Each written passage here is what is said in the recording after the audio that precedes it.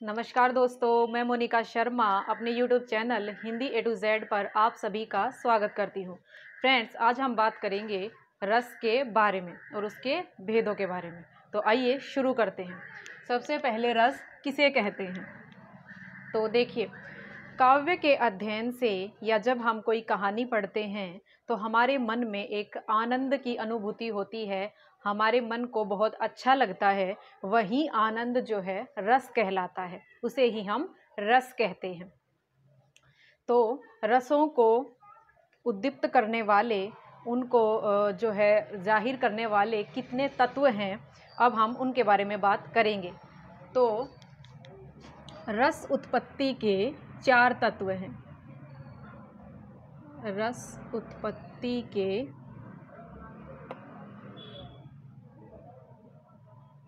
4 तत्व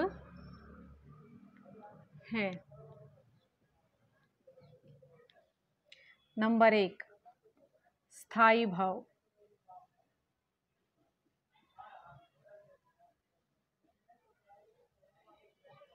तो स्थायी भाव किसे कहते हैं? स्थायी भाव हमारे मन में स्थायी रूप से शुरू से ही विद्यमान रहते हैं। इनकी संख्या 11 है। स्थायी भाव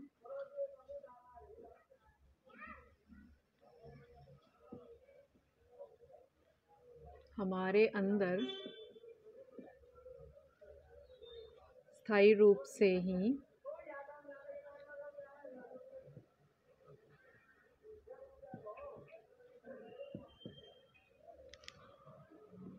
विद्यमान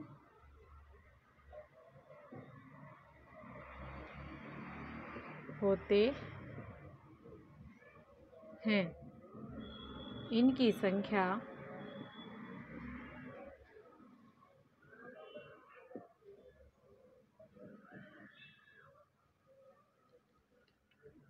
वैसे तो 9 है, लेकिन इसमें जो वात्सल्य और भक्ति रस है उनको मिलाकर 11 भी है।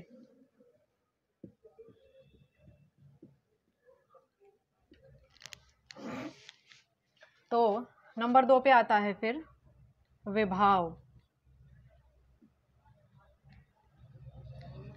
विभाव क्या है? रसों को उद्दीप्त करने वाली सामग्री जो है वो विभाव कहलाती है। रसों को प्रकट करने वाली, रसों को जगाने वाली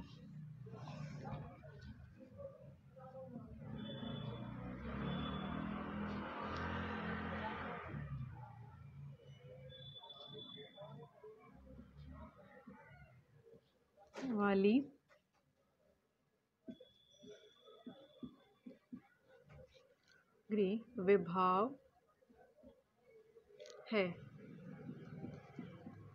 इसके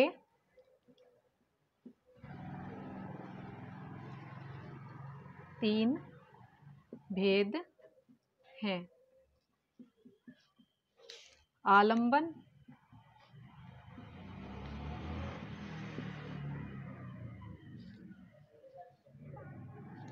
उद्दीपन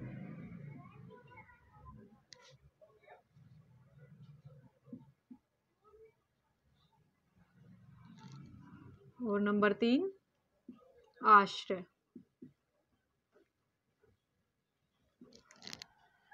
नंबर 3 पे आता है अनुभाव।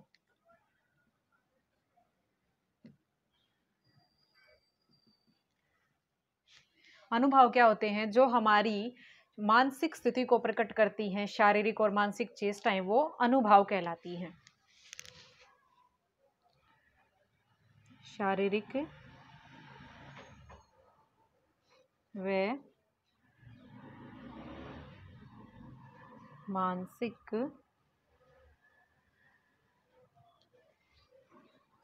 दशा को दर्शाने वाली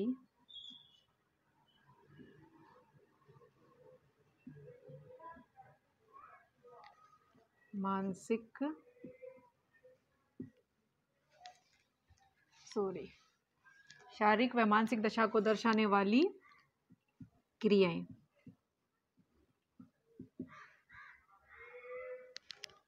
ये दो हैं, दो हैं, कायिक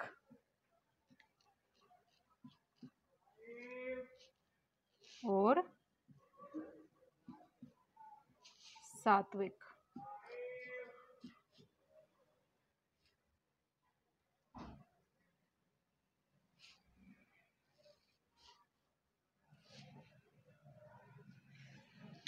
नंबर 4 पे आता है संचारी भाव।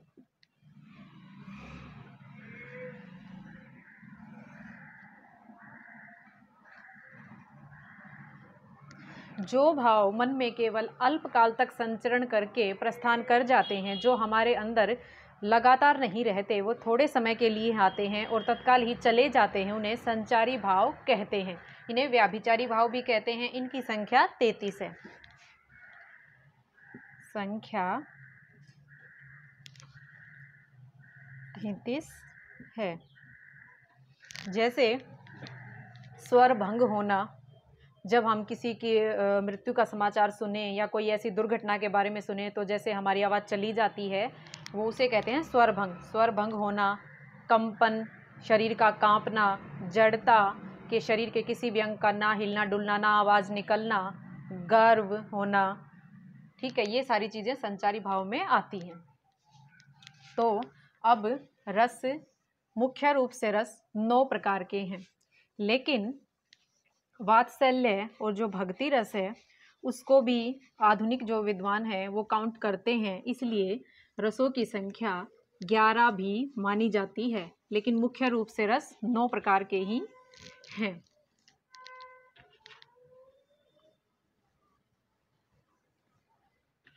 तो सबसे पहले आता है श्रृंगार रस।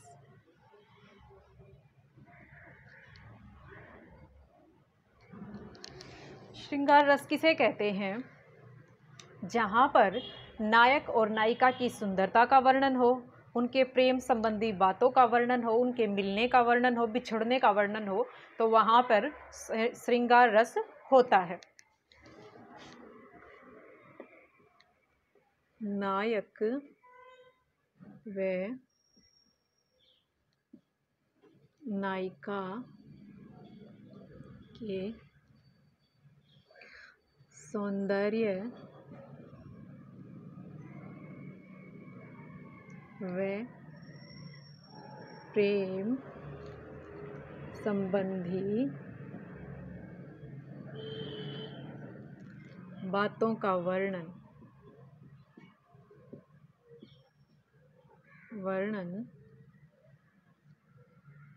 श्रृंगार रस कहलाता है।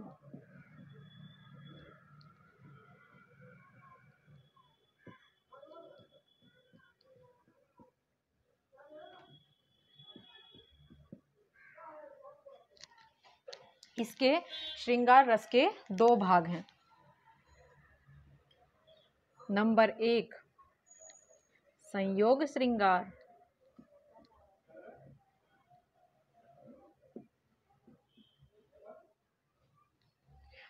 और नंबर 2 पे आता है वियोग श्रृंगार।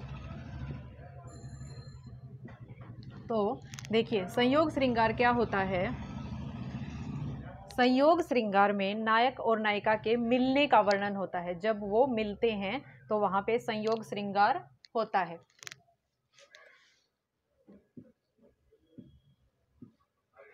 वे नायिका के मिलने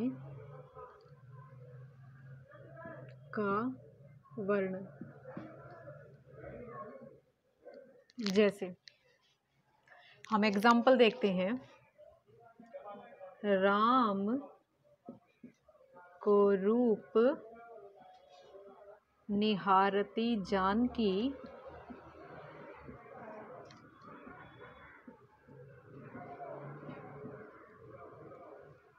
की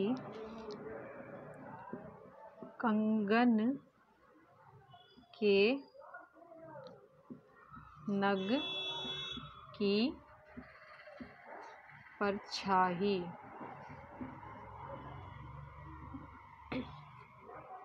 यहाँ पे देखो, यहाँ पे क्या बताया गया है, जब प्रभु श्री राम और सीता माता जब पहली बार मिलते हैं उपवन में, तो उस घटना का वर्णन है कि तब भगवान श्री राम को सीता माता अपने कंगन, अपनी चूड़ियों के जो नगीने होते हैं उनके अंदर उनकी परछाई को देखकर उनको निहार रही है।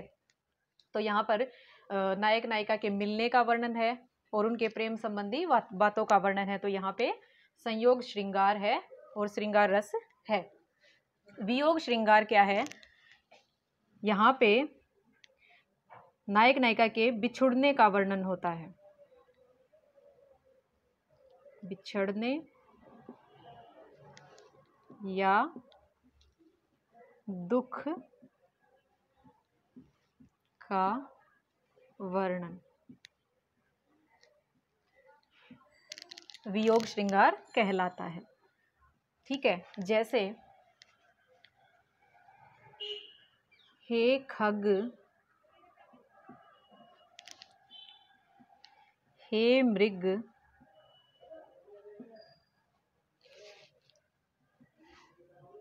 हे मधुकर, श्रेणी,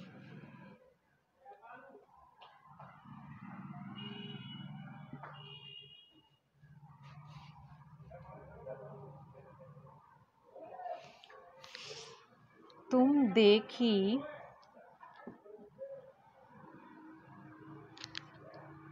सीता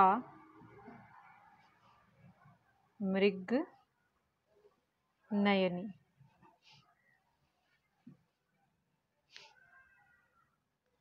यहाँ पे देखो क्या बताया गया है, जब रावण सीता जी का हरण करके ले जाता है, तो जब प्रभु श्री राम और लक्ष्मण जी उनको ढूंढते हुए जाते हैं वन में, तो भगवान श्री राम बहुत दुखी होकर रोते हुए पक्षियों से पूछते हैं कि हे पक्षियों, खग क्या होता है? पक्षी। हे पक्षियों, हे मृग, हे हिरणों, क्या तुमने मृग से नैनों वाली, हिरण से सुंदर नैनों वाली सीता को कहीं देखा है? तो यहाँ पर नायक नायिका के बिछड़ने का वर्णन है, दुख का वर्णन है। तो यहाँ पे वियोग श्रृंगार है। ऐसे ही निष्दिन बरसत नयन हमारे, ठीक है, यहाँ पे भी भगवान से मिलने की कामना की गई है, उनकी याद में ये बोला गया है। तो यहाँ भी वियोग श्रृंगार है। नंबर 2 पे आता है फिर करुण रस।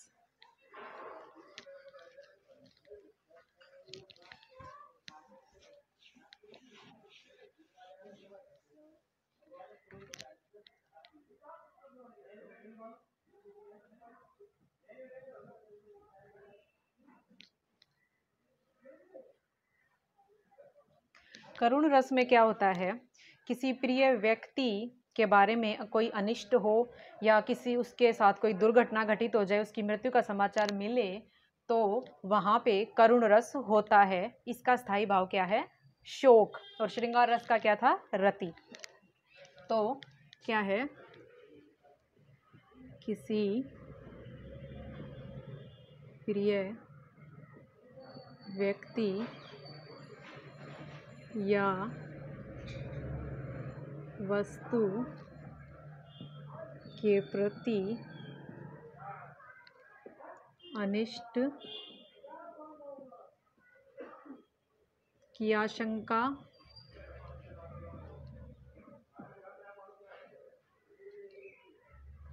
या उनके साथ या उनकी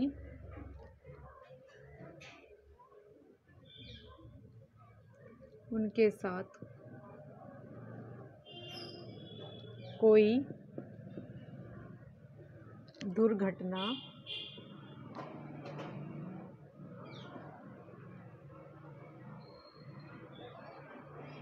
का वर्णन।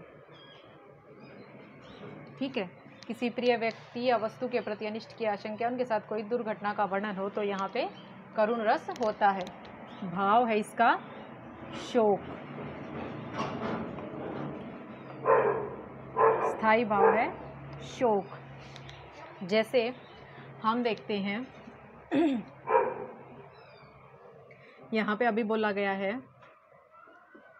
शोक विकल सब रोवही रानी रूप शील बल तेज बखानी।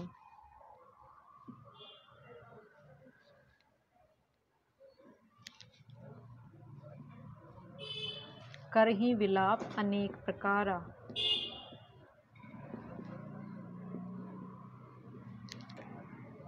अनेक प्रकारा। ठीक है, यहाँ पे क्या बताया गया है कि शोक में जब महाराज दशरथ की मृत्यु हो जाती है तो वहाँ पे उनकी तीनों रानियां शोक में दुखी होकर रो रही हैं। शोक विकल सब रोवही रानी, शोक से दुखी होकर रो रही हैं। रूप शील बल तेज बखानी, और उनके सुंदरता का, उनके शांत स्वभाव का, उनके जो है बल का, शक्ति का बखान कर रही हैं और अनेक प्रकार से विलाप कर रही हैं। तो यहाँ पे करुण रस है। नंबर 3 पे आता है शांत रस।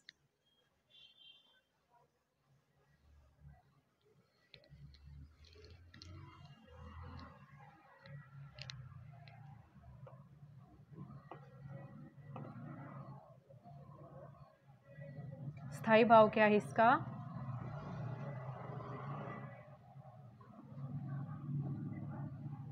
निर्वेद। तो शांत रस किसे कहते हैं? जब हमें ईश्वर की सत्ता का ज्ञान हो जाता है, ईश्वर में हमारा मन लग जाता है, तो हमें सांसारिक जो मोह माया है उससे एक अलगाव हो जाता है, वैराग्य की भावना हो जाती है, वही शांत रस कहलाता है। ईश्वर की सत्ता का ज्ञान होने पर सांसारिक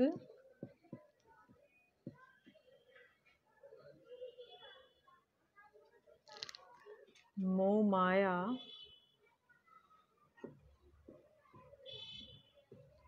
से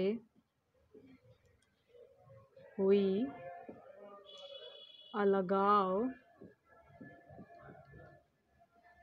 या वैराग्य की भावना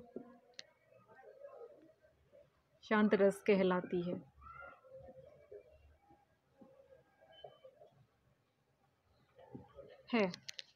ठीक है, स्थाई भाव है इसका निर्वेद। इसके बारे में जैसे हम एग्जाम्पल लेते हैं, इसके बारे में क्या बताया गया है कि जब हमें ईश्वर के बारे में सब पता चल जाता है कि भगवान ही सत्य है, संसार मोह माया है, तो वहाँ पे हमारे मन के अंदर एक निर्वेद भाव जागृत होता है जो शांत रस की उत्पत्ति करता है। जैसे मन रे तन कागद का पुतला। ठीक है, यहाँ पे ये कबीरदास की कही गई लाइन है कि मन रे तन कागद का पुतला, कि हे मन, ये जो शरीर है वो तो एक कागज के पुतले के समान है। हमारा जो शरीर है वो एक कागज के पुतले के समान है। लागे बूंद विनसी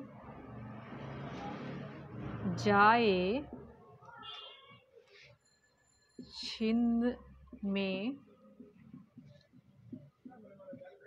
गर्भ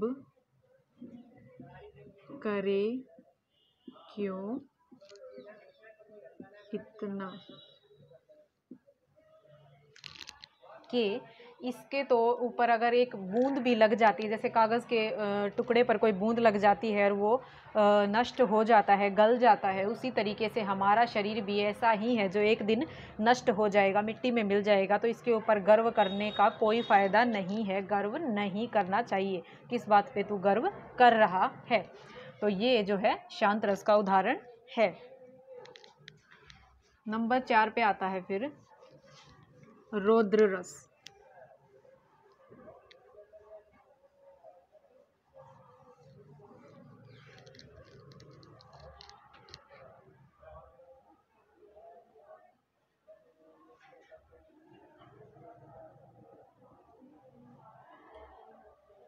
रौद्र रस क्या है? जब हम अपने किसी प्रियजन के प्रति कोई गलत बात सुनते हैं, उनकी निंदा सुनते हैं किसी के मुख से, या शत्रु का उत्कर्ष हो, धर्म की हानि जहाँ पे लगे हमें, तो हमारे मन के अंदर एक क्रोध का भाव जागृत होता है, वहीं रौद्र रस की उत्पत्ति करता है। और इसका स्थायी भाव है क्रोध। स्थायी भाव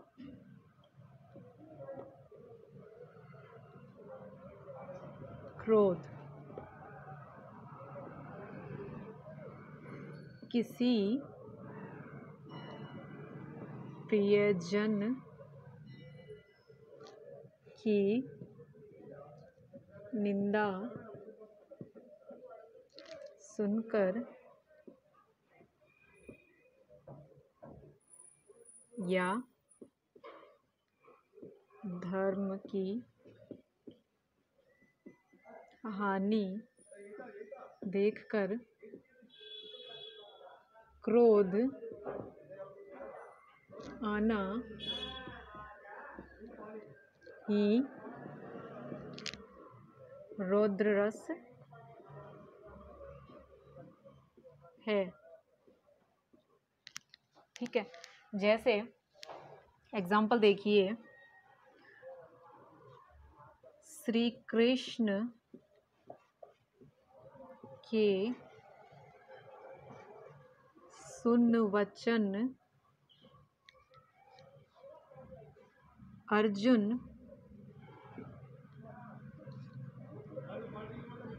क्षोभ से जलने लगे। सब शील अपना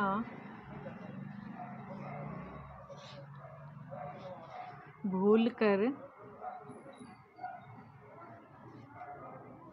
करतल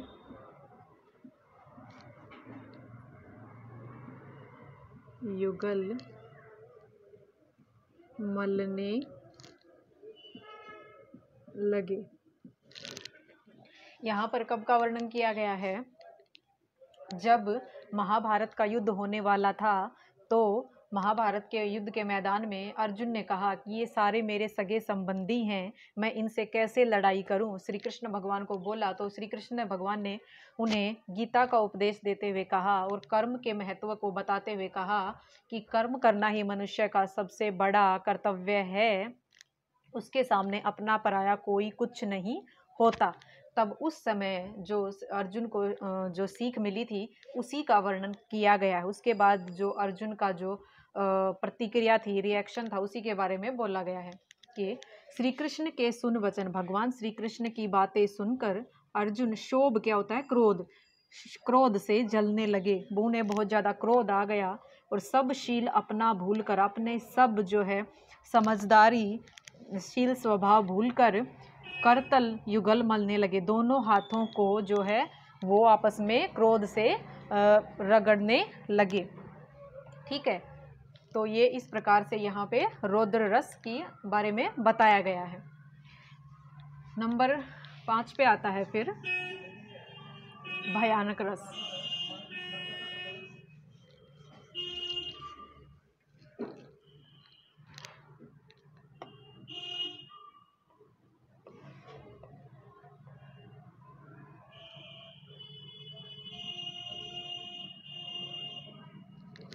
भयानक रस क्या होता है? किसी भयानक वस्तु, घटना, प्राणी या दृश्य को जब हम देख लेते हैं, उसके बारे में वर्णन सुनते हैं, तो हमारे मन के अंदर एक भय का भाव जागृत होता है, डर का भाव उत्पन्न हो जाता है, वही भयानक रस कहलाता है। इसका स्थायी भाव है भय।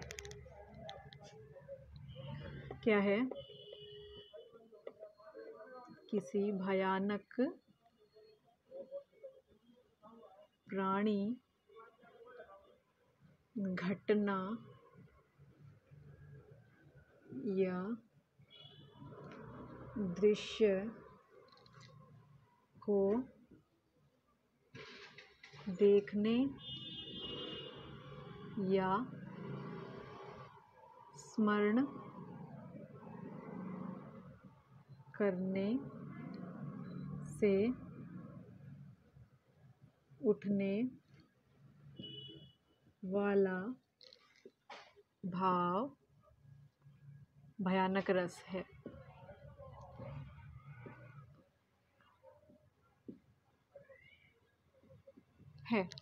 और स्थायी भाव क्या है इसका? भय।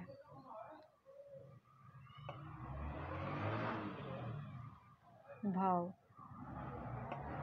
ठीक है, ये है भय है इसका स्थायी भाव। जैसे हम एग्जाम्पल लेते हैं, उधर गरजती सिंधु लहरिया कुटिल काल के जालों सी चली आ रही फेन उगलती फन फैलाए व्यालों सी। यहाँ पे देखो, यहाँ पे जो सिंधु नदी है, जो विशाल नदी है, उसके बारे में बताया गया है कि एक तरफ सिंधु नदी जो है वो अब भयंकर गर्जना कर रही है और बह रही है कुटिल काल के जालों सी, काल के जाल के समान, जैसे काल आता है उस काल के जाल के समान बह रही है, गरज रही है। चली आ रही फेन उगलती फन फैलाए व्यालों सी, और वो जब नदी का पानी जब अपने आप लहरा रहा है हवा के साथ, तो उसमें झाग उठ रहे हैं सफ़ेद कलर के, वो तो ऐसे लगते हैं जैसे वो सांप, व्याल क्या होता है? सांप, उसके तरह फन फैलाकर आगे बढ़ रही है। उसकी भयंकर जो है विशालता का वर्णन किया गया है। तो यहाँ पे भयानक रस है। नंबर 6 पे आता है फिर वीर रस।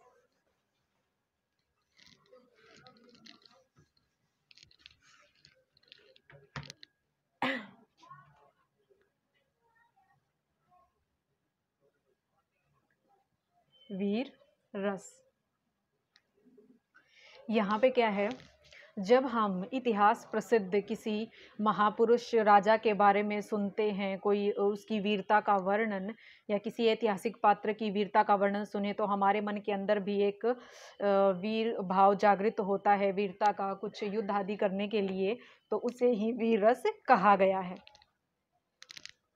देखो, किसी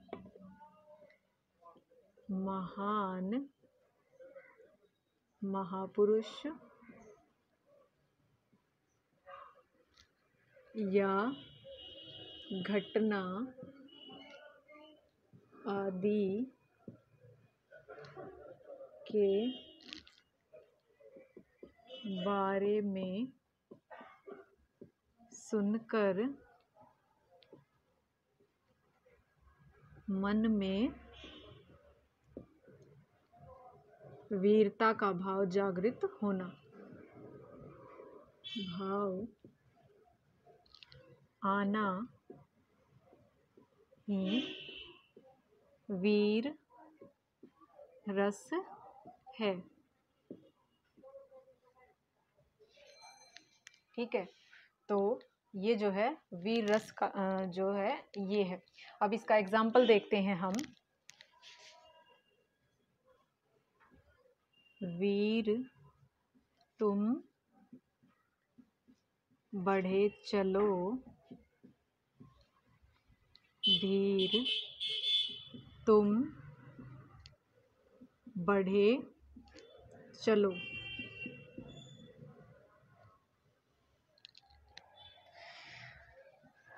सामने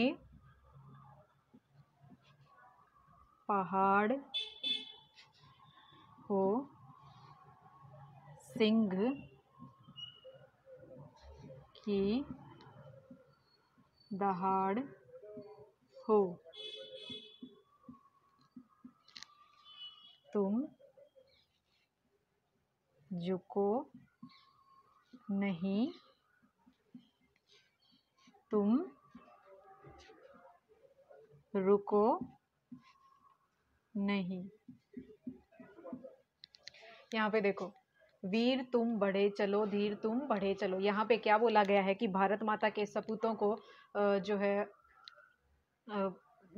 कवि कह रहा है कि हे भारत माता के वीरों, उन्हें संबोधित करते हुए कह रहा है कि तुम आगे बढ़ते चलो, अपने धैर्य को धारण करके, अपनी समझदारी को तुम आगे बढ़ते चलो। सामने चाहे पहाड़ हो, सामने चाहे पहाड़ की तरह जो है भारी मुसीबत हो, पहाड़ के जैसी सिंह की दहाड़ हो, और जो सामने शत्रु है वो चाहे शेर के समान ही शक्तिशाली हो, तुम उसके सामने झुको नहीं, तुम उसके सामने बिल्कुल भी नतमस्तक मत हो, और तुम रुको नहीं, अपने पथ पर आगे बढ़ते ही जाओ। तो ये वीरस था। इसका स्थायी भाव क्या है? उत्साह।